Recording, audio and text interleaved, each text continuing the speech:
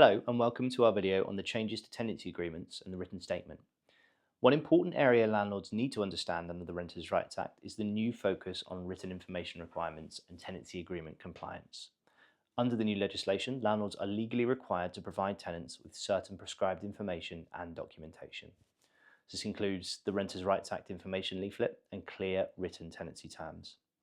Failure to comply with these requirements could potentially result in financial penalties, with fines reportedly reaching up to £7,000 in some circumstances.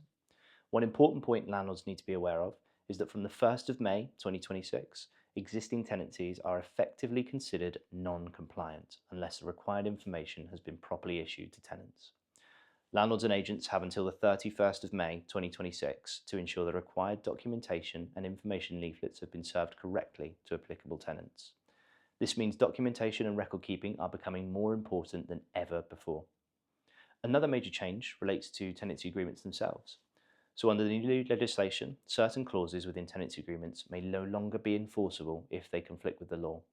For example, landlords will not be able to breach periodic tenancy rules, tenant protection rights, pet request provisions, or rent increase restrictions introduced under the legislation. In simple terms, even if a tenancy agreement contains clauses that conflict with the Renters' Rights Act, the legislation itself will override those clauses. This is why reviewing and updating tenancy agreements is becoming extremely important for landlords and agents alike. So what are we doing about it as agents? We have already reviewed and updated our tenancy documentation and compliance procedures to prepare for these changes.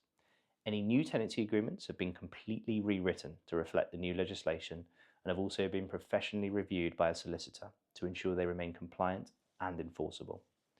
We've also reviewed existing tenancy records to ensure that required documentation are being issued correctly, tenancy terms remain compliant, and legal notices can be served correctly where required.